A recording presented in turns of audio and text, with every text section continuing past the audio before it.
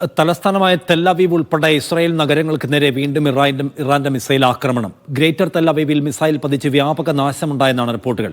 ഇസ്രായേലിലെ സൊറോക്ക ആശുപത്രിക്ക് മേലും മിസൈൽ പതിച്ചു. ആശുപത്രിയിൽ വിഷവാതകം പരന്നതായി സംശയമുണ്ട്. ബീർഷബയിൽ 4 കെട്ടിടങ്ങൾ തകർന്നതായി ഇസ്രായേൽ മാധ്യമങ്ങൾ റിപ്പോർട്ട് ചെയ്തു.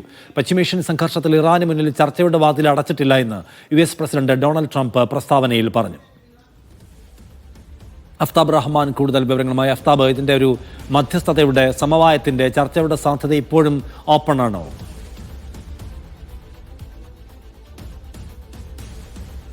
നിഷാദ്, ഇന്നലെ രാത്രി അവസാനം ട്രംപ് സംസാരിച്ചപ്പോൾ പറഞ്ഞത് ചർച്ചയ്ക്കുള്ള സാധ്യതകൾ പൂർണ്ണമായും അടഞ്ഞിട്ടില്ല എന്ന് തന്നെയാണ്. അതേസമയം അദ്ദേഹം ഇസ്രായേലിലെ പ്രധാനമന്ത്രി ബെഞ്ചമിൻ നെതന്യാഹുവിനോട് കൃത്യമായി ആക്രമണം തുടരുവാനും പറഞ്ഞിട്ടുണ്ട്. ഇങ്ങനെ 2 സ്വഭാവത്തിലാണ് ട്രംപിന്റെ പ്രതികരണം ഇന്നലെ രാത്രി ഉണ്ടായിട്ടുള്ളത്. വൈറ്റ് ഹൌസിലേക്ക് ഇറാന്റെ പ്രതിനിധികളെ ചർച്ചയ്ക്കായി ക്ഷണിച്ചതായും US പ്രസിഡന്റ് നേരത്തെ പറഞ്ഞെങ്കിലും അത് ഇറാൻ നിഷേധിക്കുകയും ചെയ്തിരുന്നു. ഇതിന് പിന്നാലെ ഇന്നലെ രാത്രി ഒമാനിലേക്ക് 2 ഇറാൻ വിമാനങ്ങൾ ലാൻഡ് ചെയ്തതായിട്ടുള്ള റിപ്പോർട്ടുകളും വന്നിരുന്നു. ഇതിന് പിന്നാലെ ഇപ്പോൾ ഇന്ന് രാവിലെ കനത്ത ആക്രമണമാണ് 2 കൂട്ടരും നടത്തുന്നത്. അല്പസമയം മുമ്പുള്ള റിപ്പോർട്ടുകൾ പ്രകാരം ഇറാന്റെ അറാഖിലുള്ള അവരുടെ ആണവ റിയാക്ടറിനെ സഹായിക്കുന്ന വാട്ടർ റിയാക്ടർ ഫെസിലിറ്റിയിൽ അവർ ആക്രമണം നടത്തിയിട്ടുണ്ട്. അവിടെ റേഡിയേഷൻ ലീക്കേജ് ഇല്ല എന്ന റിപ്പോർട്ടുകൾ വന്നിരുന്നു. അതോടൊപ്പം തന്നെ ഇറാനിലെ സുരക്ഷാ ആസ്ഥാനത്തും ഇസ്രയേലിന്റെ ആക്രമണം നടന്നു. ഇതിന് തൊട്ട് പിന്നാലെ ഇപ്പോൾ കനത്ത മിസൈൽ ആക്രമണം ഇറാൻ ജെറുസലേമിൽ തെൽ അവീവിൽ ഉൾപ്പെടെ ഇസ്രായേലിൽ നടത്തിക്കൊണ്ടിരിക്കുകയാണ്. നിലവിലുള്ള റിപ്പോർട്ടുകൾ പ്രകാരം പരിക്കേറ്റവരുടെ എണ്ണം 50 കവിഞ്ഞിട്ടുണ്ട്. ഇസ്രായേലിലെ പല ഭാഗങ്ങളിലും കെട്ടിടങ്ങളിൽ നേരിട്ട് ഇറാന്റെ മിസൈൽ പതിച്ചു എന്നുള്ളതാണ് ഏറ്റവും പ്രധാനപ്പെട്ട കാര്യം. ഇത് കഴിഞ്ഞ ദിവസങ്ങളിൽ നമ്മൾ പറഞ്ഞിരുന്നതാണ്. ഏറ്റവും പ്രധാനപ്പെട്ട ഇസ്രായേലിന്റെയും ഇറാന്റെയും പ്രധാനപ്പെട്ട പ്രശ്നം ഇപ്പോൾ എന്ന് പറയുന്നത് അവരുടെ പ്രതിരോധ സംവിധാനങ്ങളുടെ ശക്തി ക്ഷയിക്കുന്നു, അല്ലെങ്കിൽ അതിലേക്ക് ആവശ്യമായിട്ടുള്ള മിസൈലുകളുടെ എണ്ണം അതിവേഗം കുറഞ്ഞുകൊണ്ടിരിക്കുന്നു എന്നുള്ളതാണ്. ബാലിസ്റ്റിക് മിസൈൽ, ഹൈപ്പർസോണിക് ബാലിസ്റ്റിക് മിസൈലുകൾ ഇന്ന് രാവിലെയും ഇറാൻ ഉപയോഗിച്ചതായാണ് ഇസ്രായേൽ സൈന്യത്തിൽ നിന്നുള്ള റിപ്പോർട്ടുകൾ പ്രകാരം പറയുന്നത്. ഇവ ഇസ്രായേലിന്റെ വിവിധ കെട്ടിടങ്ങളിൽ നേരിട്ട് പതിച്ചു. പ്രത്യേകിച്ച് ഇസ്രായേലിലെ സ്റ്റോക്ക് എക്സ്ചേഞ്ചിൽ തന്നെ അത് നേരിട്ട് പതിക്കുന്ന സാഹചര്യമുണ്ടായി. അതോടൊപ്പം തന്നെ അവിടെയുള്ള സൊറോക്ക ആശുപത്രിയിൽ അത് നേരിട്ട് പതിച്ചു. എന്ന് വെച്ചാൽ ഗസയിൽ പരിക്കേറ്റ സൈനികരെ ചികിത്സിക്കുന്ന പ്രധാനപ്പെട്ട ആശുപത്രിയാണിത്. ഇവിടെ ആക്രമണം തൊട്ടു പിന്നാലെ ആശുപത്രിയിലുള്ള അവിടെയുള്ള വിഷവാതകം പരന്നതായിട്ട് റിപ്പോർട്ടുകളുണ്ട്. അതിന് പിന്നാലെ ഈ ആശുപത്രി ഇപ്പോൾ ഒഴിപ്പിച്ചുകൊണ്ടിരിക്കുകയാണ്. സൈനിക ആശുപത്രിക്ക് മേലാണ് ഇപ്പോൾ ആക്രമണം നടന്നിരിക്കുന്നത്. ഈ തരത്തിൽ 2 കൂട്ടരും കനത്ത ആക്രമണം നടന്നിട്ടുണ്ട്. അതിൽ എടുത്തു പറയേണ്ട കാര്യം, കഴിഞ്ഞ 2 ദിവസങ്ങളിൽ ഇറാന്റെ ആക്രമണം ഏതാണ്ട് ഒരു ശോഷിച്ച അല്ലെങ്കിൽ ശക്തി കുറഞ്ഞ മട്ടിലായിരുന്നു ഉണ്ടായിരുന്നത്.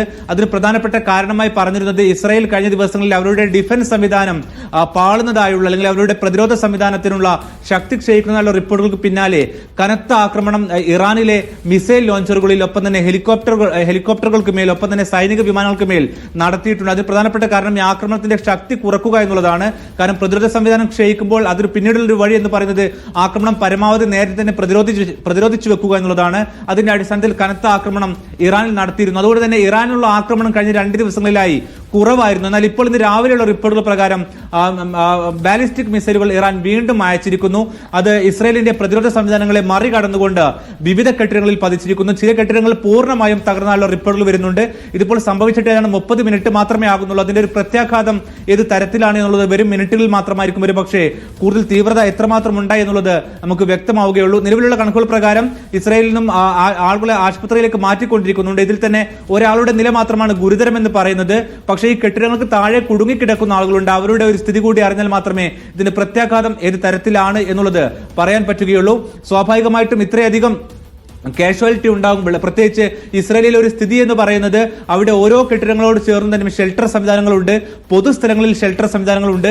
ഇതെല്ലാം ഉണ്ടായിരുന്നിട്ടും ഇത്രയധികം പരിക്കുകൾ ഇസ്രായേലിൽ ഏൽപ്പിക്കുവാൻ ഇറാന് സാധിക്കുന്നുണ്ടെങ്കിൽ ഈ യുദ്ധം ഏത് തരത്തിൽ മുന്നോട്ട് പോകുമെന്നുള്ളതിന്റെ ഒരു സൂചന കൂടിയാണ്.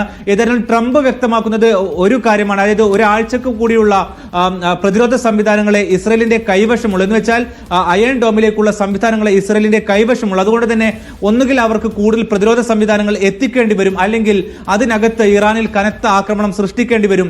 പക്ഷേ കഴിഞ്ഞ ദിവസം പോലും US-ലുള്ള ആംഡ് അസോസിയേഷനുകൾ ട്രംപിനെ മുന്നറിയിപ്പ് നൽകുന്നത് ആക്രമണം കൊണ്ട് ആണവായുധ നിർമ്മാണത്തിൽ നിന്നും ഇറാനെ പിന്തിരിപ്പിക്കാൻ കഴിയില്ല. പ്രത്യേകിച്ച് അവർക്ക് അതിനെക്കുറിച്ച് കൃത്യമായ അറിവുകളുണ്ട്. ഇപ്പോൾ ആക്രമണം നടത്തി അത് നശിപ്പിച്ചു കഴിഞ്ഞാൽ പോലും വീണ്ടും അതിവേഗത്തിൽ വികസിപ്പിച്ചെടുക്കാൻ ഇറാന് സാധിക്കും. അതുകൊണ്ട് നയതന്ത്ര വഴിയിലൂടെ അല്ലാതെ ഇറാനെ പിന്തിരിപ്പിക്കുക എന്നുള്ളത് ഈ ഒരു സമയത്ത് യുദ്ധത്തിലൂടെ അതിൽ നിന്ന് പിന്തിരിപ്പിക്കാനുള്ള ശ്രമം മണ്ടത്തരമായിരിക്കുമെന്ന് ട്രംപിന് ഇവർ മുന്നറിയിപ്പ് നൽകുന്നുണ്ട്. ഒരുപക്ഷെ ഇതെല്ലാം ആയിരിക്കാം ട്രംപ് വീണ്ടും ഒരു സമവായത്തിന്റെ സാധ്യതകൾ, ചർച്ചയുടെ സാധ്യതകൾ എന്നുള്ള ധ്വനിയിൽ സംസാരിക്കുന്നത്. കാരണം അദ്ദേഹത്തിന്റെ ആദ്യമുള്ള സംസാരങ്ങളിൽ നമ്മൾ മനസ്സിലാക്കിയിരുന്നത്